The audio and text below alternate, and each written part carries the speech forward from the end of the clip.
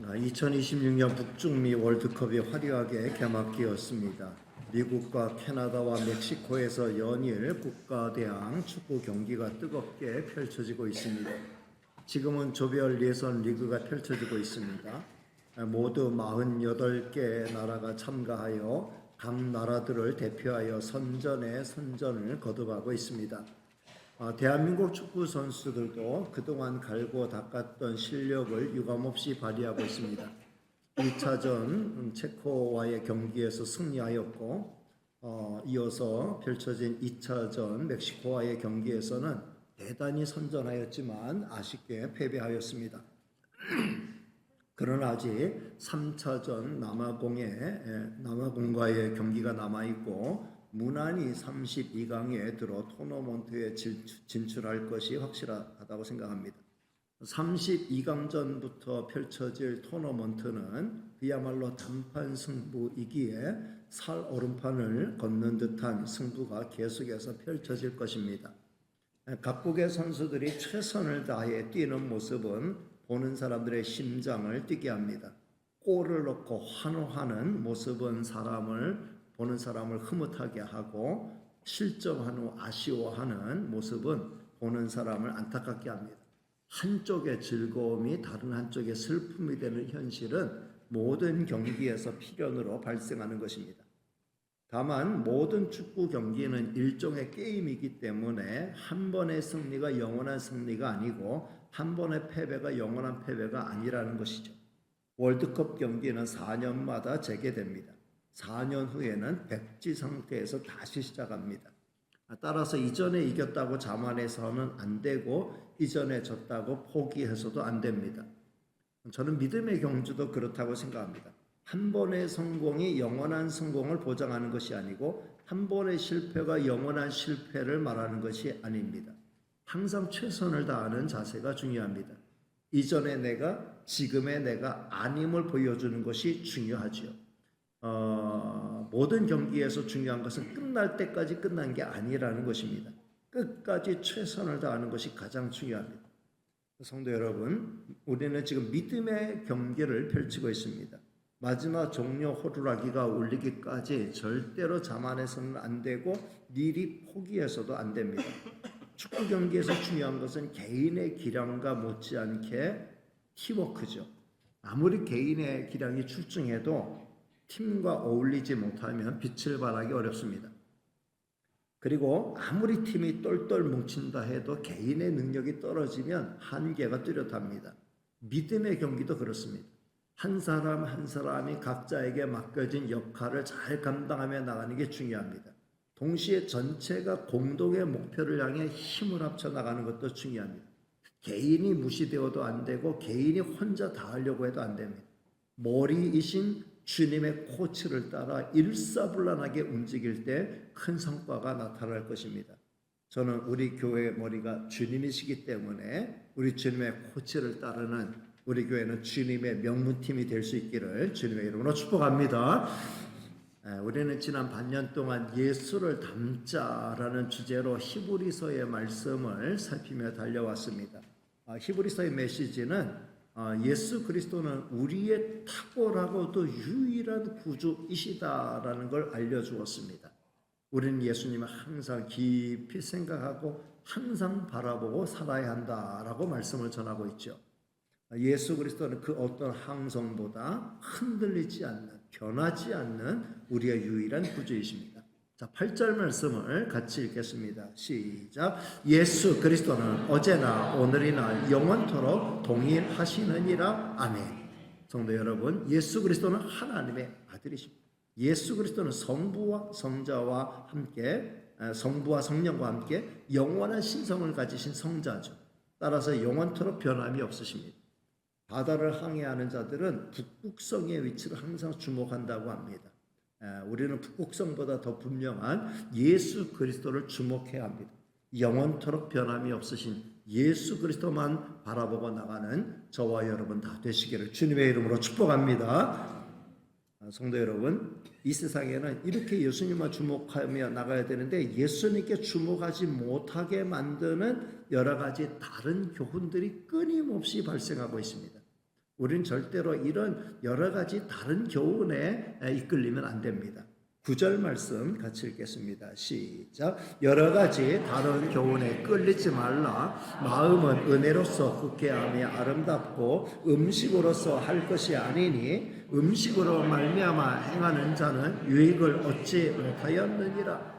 이 세상에 정말 다양한 교훈들이 하루가 다르게 생겨나고 있고, 또 새로운 스타들, 우리 주님이 영원한 스타인데 주님 말고 또 다른 스타들이 많이 등장을 해서 우리 마음을 자꾸 갈라놓으려고 합니다. 그리고 자꾸 주님에게서 우리 마음이 멀어지도록 하는 콘텐츠들이 계속 발생하고 있죠. 특별히 지금 영상 매체들 가운데는 이 먹방, 먹는 문제들 가지고, 먹는 거 가지고 우리 마음을 홀딱 뺏어가고 우리 몸을 뚱뚱하고 살찌게 비만으로 만들고, 그 다음에 또 비만 치료제가 또 나와가지고, 그래서 이렇게 돈 벌고 저렇게 돈 벌고 우리 마음을 혼란스럽게 만들려고 하는 이런 시대적인 상황이 자꾸 벌어지고 있습니다. 이럴 때 우리는 흔들리지 않고 주님께 집중해야 되는데, 우리가 이런 혼란스러운 교훈과 상황에 흔들리지 않고 주님께 집중하려고 하면은 우리 주님의 은혜를 깊이 알아가는 게 중요하다는 거예요. 오늘 말씀 보면 마음은 은혜로서 굳게 하며 아름답고, 은혜로서 우리 마음을 굳게 하는 게 아름답다. 하나님의 은혜는 우리 마음을 아주 굳게 만들어줍니다. 한번 은혜에 대한 깨달음과 감격이 내 마음을 한번 강타하게 되면요, 그 은혜에 대한 감사와 감격이 평생을 지배해요. 저는 고등학교 2학년 때 은혜 받고 신학교 가기를 결단하고, 그 다음에 대학 다니면서 이 복음의 깊이를 깨달아 알고, 특별히 로마서 5장과 로마서 8장 말씀을 통해서, 오늘도 제자 훈련할 때 로마서 5장 예수 그리스도의 이제 십자가를 우리가 오늘 다루게 될 텐데, 그 은혜와 사랑에 대한 감사와 감격을 깨닫고, 그게 그냥 그때부터 이제까지 목회하는 내내, 그리고 이제까지 제 마음에서 그 뜨거움이 식어지지 않아요. 그 은혜 속에서 제가 살고 있습니다. 제가 은혜라고 말하는 건 그냥 건강하게 산 거 은혜, 우리 자녀들 말썽 부리지 않고 산 거 은혜, 그냥 이렇게 그냥 우리 식구들 다 이렇게 행복하게 산 거 은혜, 이런 은혜 말하는, 일반적으로 말하는 모든 게 다 은혜입니다. 라고 말하는 이런 은혜와는 차원이 다릅니다. 말로 다 할 수 없는, 이루 말할 수 없는 구원함의 은혜를, 이걸 늘 마음속에 간직하고 살아가는 게, 이게 은혜로 내 마음을 굳게 하고 있다는 거죠. 그 은혜가 내 마음을 지배할 때 마음의 든든함이 있는 거예요.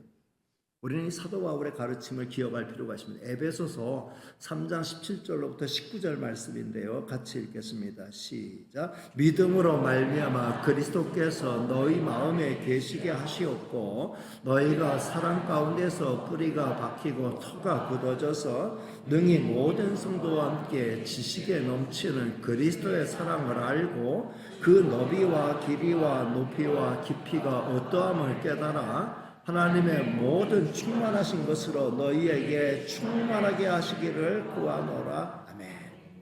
너희가 그 사랑 가운데 뿌리를 깊이 내리고 터가 굳어지고, 정말 모든 지식에 넘치는 그리스도의 사랑을 알아가되, 예수 그리스도의 사랑을 알아가되, 그 너비와 길이와 높이와 깊이를 풍성하게 날마다 깨달아가는 그런 성도가 되기를 구한다.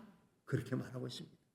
여러분, 우리의 평생의 숙제가 있다고 하면 나를 향한 하나님의 사랑, 나를 향해 쏟아진 예수 그리스도의 사랑이 얼마나 크고 놀라운 것인가를 계속 깨달아가는 거예요. 이거는 평생의 숙제가 아니라 영원한 숙제라고 생각합니다. 나를 향한 그 하나님의 사랑, 나를 위해 쏟아부으신 예수 그리스도의 사랑의 크기는 내가 아무리 헤아리려고 해도 다 헤아릴 수 없다는 거죠. 그러니 알아가고 또 알아가야 한다는 겁니다. 항상 하나님의 사랑과 그 은혜에 파묻혀 살아가는 저와 여러분 다 되시기를 주님의 이름으로 축복합니다. 그러면 세상의 것에 흔들리지 않고 주님을 바라보며 살 수 있습니다. 이렇게 주님의 은혜를 깊이 깨달은 성도라면 어떻게 살아가야 돼요? 깨닫는 만큼 주님의 뒤를 쫓아가야 돼요. 오늘 말씀 보면 그의 치욕을 짊어지고 영문 밖에서 고난당하신 십자가의 길을 우리도 따라가야 한다 말씀하고 있습니다. 자, 12절, 13절 말씀을 같이 읽겠습니다. 시작. 그러므로 예수도 자기 피로써 백성을 거룩하게 하려고 성문 밖에서 고난을 받으셨느니라. 그런즉 우리도 치욕을 짊어지고 영문 밖으로 그에게 나아가자. 아멘. 성도 여러분, 우리 주님은 우리가 그 길을 따라오도록 노골적으로 요구하지 않습니다. 무리하게 강요하지 않는다는 거죠. 우리 주님은 우리가 진심으로 주님의 은혜와 사랑을 깨닫고 깨닫는 것만큼 그 은혜에 대한 감사와 감격으로 기쁨으로 주님이 가신 그 길을 따라오기를 원하시는 거예요. 우리 주님은 준비가 안 된 사람에게 십자가를 강요하는 무식한 분이 아니에요. 우리 주님 우리의 믿음의 크기, 우리 믿음의 용량 이걸 너무 잘 알고 계세요. 우리의 형편과 사정을 누구보다 잘 알고 계세요. 따라서 그 수준에 맞는 십자가의 길을 원하시는 거예요. 그런데 우리가 자꾸 믿음이 성숙해지고 은혜에 대한 깊이가 깊어지고 은혜를 더 풍성히 깨달아 성숙한 신앙인이 되었을 때 그때 정말 어린아이 상태에 머무르지 않고 더 열심히 자발적으로 주님 따라오기를 원하시는 거죠. 그러니까 성도 여러분, 절대로 억지로 하려고는 하지 마세요. 마음에 감동이 되고 은혜가 되면 그때 주님이 주신 십자가 짊어지고 주님의 길을 따라가는 성도가 되시기를 바랍니다. 주님은 그걸로 기뻐하시는 거예요. 그리고 우리 주님의 은혜를 제대로 깨달은 성도라면 우리 평생에 꼭 하나님께 드려야 두 가지 제사가 있어요. 이 두 가지 제사에 우리는 성공해야 되는데 그 15절과 16절 말씀. 자, 15절과 16절 말씀 같이 읽겠습니다. 시작. 그러므로 우리는 예수로 말미암아 항상 찬송의 제사를 하나님께 드리자. 이는 그 이름을 증언하는 입술의 열매니라. 오직 선을 행함과 서로 나누어 주기를 잊지 말라. 하나님은 이 같은 제사를 기뻐하시느니라. 아멘. 여기 보면 두 가지 제사가 있죠. 첫째는 찬송의 제사. 찬송의 제사를 우리 하나님께 드려요. 이는 그 이름을 증언하는 입술의 열매. 예수님을 나의 구주로 영접하는 성도라고 하면은 이 찬미의 제사가 꼭 있어야 돼요. 그래서 우리가 예배 시간마다 찬미를 드리는 거죠. 예수님을 나의 구주로 영접한 자가 영원토록 잊지 말아야 할 찬송의 가사가 있다고 하면은 구원의 은혜, 십자가의 은혜입니다. 우리가 실제로 저 영원한 천국에서 하나님께 올려드릴, 우리 주님께 올려드릴 영광의 찬송이 바로 이런 노래죠. 요한계시록 5장 11절로부터 14절까지 있는 말씀 같이 천천히 읽어보겠습니다. 시작. 내가 또 보고 들음에 보좌와 생물들과 장로들을 둘러선 많은 천사의 음성이 있으니 그 수가 만만이요 천천이라. 큰 음성으로 이르되 죽임을 당하신 어린 양은 능력과 부와 지혜와 힘과 존귀와 영광과 찬송을 받으시기에 합당하도다 하더라. 내가 또 들으니 하늘 위에와 땅 위에와 땅 아래와 바다 위에와 또 그 가운데 모든 피조물이 이르되 보좌에 앉으신 이와 어린 양에게 찬송과 존귀와 영광과 권능을 세세토록 돌릴지어다 하니 네 생물이 이르되 아멘 하고 장로들은 엎드려 경배하더라. 죽임당하신 어린 양, 능력과 부와 지혜와 힘과 존귀와 영광과 찬송을 받으시기에 합당하도다. 수많은 천군천사, 만만천천의 천군천사가 어울려서 거기에 더하여서 플러스하여서 하늘 위에 땅 위에 땅 아래 바다 위에 그 가운데 있는 모든 피조물들이 다 주님께 영광 올려 보좌에 앉으신 이와 어린 양에게 찬송과 존귀와 영광과 권능을 세세토록 돌릴지어다. 그랬더니 아멘 하면서 하나님께 영광을 올려드리는 이런 장면이 소개되어 있습니다. 헨델의 오라토리오 메시아의 53번 맨 마지막 피날레 곡이 바로 이 곡이에요. 이 곡이고 마지막 이 피날레 찬양에 이어서 아멘 찬송이 계속 이어집니다. 제가 이 설교를 준비하면서 다시 한번 이 메시아 이 53번 이 찬양만 또 따로 있는가 봤더니 여러 그 유튜브에 영상들이 있더라고요. 한번 들어봤는데 몇 군데를 들어봤는데 정말 밀려오는 그 감동을 참 그 맛보면서 눈시울을 적셨습니다. 제가 대학 다닐 때 그 저희 교회 성가대에서 한번 이 메시아에서 몇 곡을 발췌해 가지고 할 때 이 53번 찬양, 아멘 찬양 같이 했는데 정말 그때 그 전율을 잊지 못해요. 제가 설교 시간에 영상을 틀어주는 거는 제가 설교를 날로 먹는 느낌이 있어가지고 가급적 안 하는데, 제가 그 베토벤의 교향곡 9번 합창교향곡 한번 일부분 들려준 적 있고, 나부코 그 히브리 노예들 합창을 한번 들려준 적이 있는데, 오늘 제가 맨날 핸델의 오라토리오 메시아의 마지막 그 제가 감동받았다는 얘기만 하니까 실질적으로 어떤 건지 한번 잠깐 맛만 좀 보여드릴게요. 한 4분, 5분 정도 뭐 영상을 한번 틀어주시면 좋겠어요. 사랑의 교회에서 창립 40주년 기념 음악회에서 연주했던 영상이에요. 잠깐만 보겠습니다.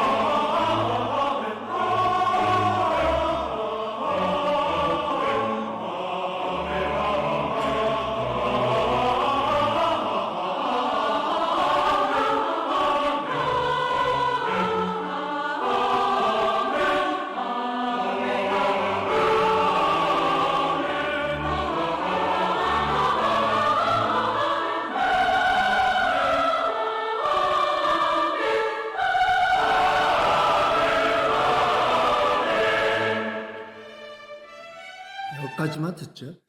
한 7분 정도 들으면 끝까지 하고 우리와 같은 박수가 올려 퍼지는데,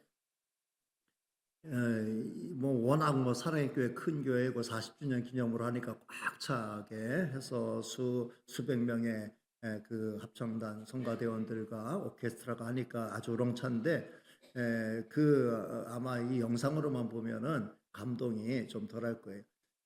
스피커 볼륨을 2배로 올려서 들으면 좋겠는데 또 귀 따갑다고 하실 분들이 계실 것 같아서 이 정도로 그냥 맛배기만.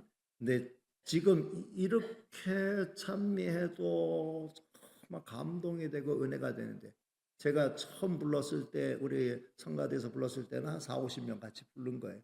그러니까는 뭐 이런 사이즈에 비하면은 영 초라하다고 할 수 있지만, 그러나 부를 때의 그 은혜와 감동은 말로 다 할 수 없었다. 특별히 이 찬양 그 유튜브 영상 가운데 그 악보 4부로 이렇게 나오는 악보가 쭉 같이 나오면서 나오는 영상도 있더라고요. 보면서 제가 그때 베이스 했기 때문에 베이스 따라서 이렇게 같이 불러보는데 막 은혜가, 그때 그 어떤 감동이 막 밀려오는 정말 그런 어떤 감격이 있었습니다. 그래서 제가 천국에서 정말 아까 요한계시록에 나온 것처럼 천군 천사와 함께 천상의 오케스트라와 함께 하늘과 땅의 모든 피조물들이 다 같이 하나님의 보좌 앞에서 이 찬양을 부를 때에 그 찬양은 얼마나 영광스러울까. 천국 가서 꼭 경험해 보고 싶은 그 영광의 장면이 그 모습이죠. 우리는 정말 나를 구원하신 주님을 찬미함에 있어서, 찬양의 제사를 드림에 있어서 소홀함이 없어야 된다. 정말 구원함의 은혜를 받은 성도가 그 구원함의 은혜에 대한 고백의 감사와 영광의 찬양을 주께 올려드리는 것은 그 이름을 증거하는 입술에 자연스러운 열매가 되는 거죠. 이 열매, 이 찬송의 제사를 드려야 된다. 두 번째 드려야 되는 제사가 있다면 삶의 제사예요. 삶의 제사. 오늘 말씀 보면 오직 선을 행함과 서로 나누어 주기를 잊지 말아라. 하나님은 이와 같은 제사를 기뻐하시느니라. 이와 같은 제사를 기뻐하시느니라 이렇게 말씀했어요. 성도 여러분, 천상의 영광스러운 찬미의 제사를 기뻐하시는 그 하나님께서 기뻐하시는 제사가 또 있대요. 근데 그 기뻐하시는 제사가 뭐냐? 바로 우리가 이 땅에서 선을 행하고 서로 나누어 주는 삶을 살아가는 거, 이걸 그렇게 기뻐하신대요.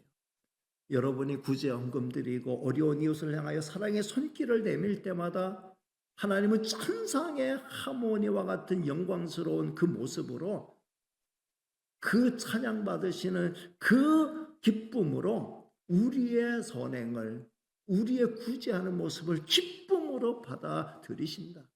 우리가 참 유명한 합창단의 단원이 되어 메시아 53번 찬양을 같이 부르지 못한다 할지라도 우리의 작은 도움의 손길이 그 찬양의 메아리 못지않게 하나님의 기쁨이 되어드린다, 이렇게 말씀하는 거예요. 성도 여러분, 우리 일생에 가장 영광스러운 목표가 있다면 무엇이겠어요? 여러분은 어떨지 몰라도 저는 제가 하나님의 기쁨이 되면 참 좋겠어요. 제가 하나님의 기쁨이 되면 좋겠다. 여러분, 효도 말하지만 가장 잘하는 효도가 뭐예요? 그 자녀가 부모에게 기쁨이 되어드리면 그게 가장 큰 효도예요. 내 자녀가 내 기쁨이 되어주면, 내 자랑거리가 되어주면 그거는 가장 큰 효도가 되는 거죠.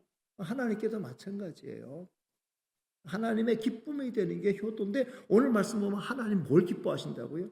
우리가 선을 행하고 나누어 주면 하나님은 이 같은 제사를 기뻐하신다, 그렇게 말씀하고 있습니다. 여러분, 우리가 선을 행하고 나누어 주는 거, 이거 어려운 일이에요? 쉬운 일이에요? 가능한 일이에요? 불가능한 일이에요? 얼마든지 가능한 일이에요. 하나님, 우리가 꼭 많은 물질을, 내 모든 걸 다 털어서 그렇게 살아야 한다, 그렇게 말씀하지 않아요. 성경 말씀 보면 하나님은 우리에게 먹을 것을 주시고 씨를 주셨다. 씨를 주시고 씨앗을 주시고 먹을 걸 주셨다. 뭐가 많아요? 먹을 게 많은 거예요. 농사하고 수확했어요. 하나님은 많은 걸 우리에게 먹을 것으로 남겨두시고 내년을 위해서 뿌릴 씨를 남겨두셔요. 하나님 우리에게 주시는 물질도 내가 먹을 게 있고 또 다음을 위해서 뿌려야 될 씨앗이 있다는 거예요. 근데 씨까지 다 먹어버리면, 씨인데도 뿌려야 될 씨인데도 이거 내가 먹을 건 줄 알고 다 먹어버리면, 그러면 그 다음에 거둘 게 없죠. 우리는 좀 분간을 해야 돼요. 하나님 내게 주신 것 중에 뭐가 내가 먹을 거고 뭐가 이게 내가 씨를 뿌릴 건가, 이걸 알아야 돼요. 씨를 뿌리는 것은 선을 행함과 구제함과 하나님의 선한 사업을 위해서 드리는 거예요. 여러분이 11조를 드리든 뭐 감사헌금 드리든 구제헌금 성금헌금 드리든 이런 것들은 씨로 사용하는 거예요. 하나님 내게 주신 물질 중에 씨로 사용할 부분을 내가 씨로 사용하는 거고, 나머지는 뭐예요? 훨씬 더 많은 걸 내가 먹는 거예요. 나를 위해 쓰는 거예요. 내가 더 많이 드려야 되는데, 더 많이 써야 되는데, 여러분 그렇게 부담 가질 필요 없어요. 여러분이 온전한 11조 드리고 감사 예물 드리고 선교 예물 드리고 헌금, 그거 주일 헌금 드리고 하면 여러분 충분히 선한 일을 위해서, 나눔을 위해서 잘 사용하고 있는 거예요. 교회는 그걸 가지고 그렇게 사용하는 거잖아요. 나머지 가지고 여러분이 여러분의 미래를 위해서, 또 자녀들을 위해서, 여러분의 건강 위해서, 여러분의 삶의 만족을 위해서 잘 활용하고 쓰시면 되는 거예요. 우리가 선을 행하고 나눠주는 삶은 하는 큰 부자나 할 수 있고, 또는 아주 여유 자금이 넉넉한 사람은 할 수 있고, 그거 아니에요. 하나님 우리가 큰 걸 요구하지 않습니다. 우리가 평소의 삶에서 선을 행하고 나눠주는 걸 잊지 않고 살아가면 하나님 이 같은 제사를 기뻐하신다. 얼마든지 충분히 가능하고 내가 할 수 있는 일입니다. 하나님 앞에 나와 마음과 뜻과 정성 다하여 찬미로 영광 올려드리고, 내 삶에서 내게 준 물질 내가 다 먹지 않고 씨로 사용할 건 씨로 사용하고, 내가 먹을 건 내가 먹고 그냥 사용하면, 그러면 하나님의 은혜 안에 기쁘고 즐겁고 감사하게 살면 하나님 그 기뻐하시는 거예요. 저는 오늘 말씀을 맺으면서 다음 세 가지를 마음에 담아가기를 원합니다. 첫째는 우리 마음을 하나님의 은혜로 굳게 해야 합니다. 따라합니다. 우리 마음을 하나님의 은혜로 굳게 해야 합니다. 우리는 흔들리는 세상 한가운데 살고 있어요. 시류에 편승하는 지혜도 필요해요. 그렇지만 시류에 따라 흔들리지 않는 뚜렷한 중심이 있어야 돼요. 우리는 그 중심을 어떤 사상이나 이념이나 철학이나 이론에 두지 말고 하나님께 두어야 돼요. 하나님을 생각하는 것은 은혜 가운데 나를 강하게 하는 거예요. 주 예수 그리스도의 십자가와 은혜와 사랑을 깊이 아는 것만큼 내 영혼을 단단하게 만들어주는 게 없어요. 내 영혼의 닷과 같은 역할을 해주는 거예요. 어떤 거센 시류에도 쏠려 내려가지 않게 된다는 거죠. 은혜로서 굳게 한다는 말, 은혜로서 굳게 한다는 말이 이게 참 멋진 말이에요. 흔히 굳센 것은 강하고 꺾이지 않는 거라고 생각하죠. 반대로 은혜는 부드러운 거라고 생각하잖아요. 근데 오늘 말씀은 뭐예요? 은혜로 굳게 한다. 은혜로, 부드러운 은혜로 굳게 한다. 여러분, 순교자들의 강인함이 어디에서 나온 줄 알아요? 핍박을 이기는 강인함은 그거는 자기들의 굳센 의지에서, 그들의 어떤 강인함에서 나온 게 아니라 은혜에서 나온 거예요. 여러분, 은혜 안에서 든든해지는 성도가 되시기를 주님의 이름으로 축복합니다. 두 번째는 주님의 뒤를 따라 십자가의 길을 걸어가야 합니다. 따라합니다. 주님의 뒤를 따라 십자가의 길을 걸어가야 합니다. 성도의 길은 영광의 길인가 동시에 고난의 길이에요. 참된 기쁨은 고난 끝에 얻어지는 거죠. 월드컵에서 영광을 얻고 명예를 얻으려면은 수많은 땀과 눈물, 고된 훈련, 거기다 플러스 개인의 끊임없는 노력과 연습, 이게 다 어우러졌을 때 영광을 얻게 되는 거죠. 예수님은 그 앞에 있는 기쁨을 위하여서 십자가를 참으시고 부끄러움을 끝까지 개의치 아니하시고 견뎌내심으로 인하여 영광 얻으셨다라고 말씀했어요. 우리는 그 길을 따라가야 한다라고 말씀하는 거죠. 마지막 세 번째, 두 가지 제사에서 성공해야 합니다. 무슨 제사예요? 하나는 찬송의 제사, 하나는 선을 행함과 나눠줌의 제사라고 말씀을 드렸어요. 이거는 믿음의 두 날개 같아요. 하나님을 향한 예배, 그리고 세상을 향한 섬김. 이거는 교회가, 성도가 절대로 포기하지 말아야 될 두 날개입니다. 예수님의 가르침이 뭐예요? 하나님을 사랑하고 이웃을 내 몸처럼 사랑하라.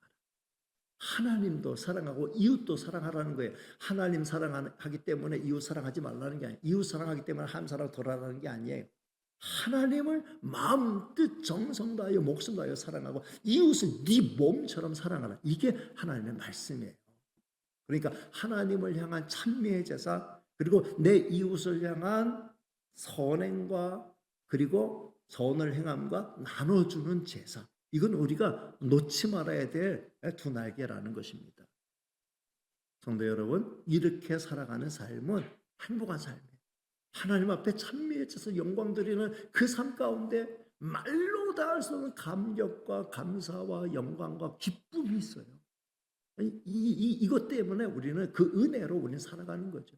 그리고 이웃에게 선을 행하고 구제하고 베풀고 나누고 살아가면 내 삶이 보람이 있어지고 가치가 있어지고 많은 사람은 그 은혜와 사랑을 받으면서 더불어 행복해지는 거예요. 그럴 때 하나님께 영광되고 우리는 내가 보람과 기쁨을 맛보게 되고 이웃들은 그 사랑을 맛보면서 같이 푸근해지니까 다 같이 행복해지는 정말 복되고 멋진 삶이 될 수 있는 겁니다. 저와 여러분 그렇게 살아가는 멋진 성도 다 되시기를 주님의 이름으로 축복합니다. 우리 찬송 부르고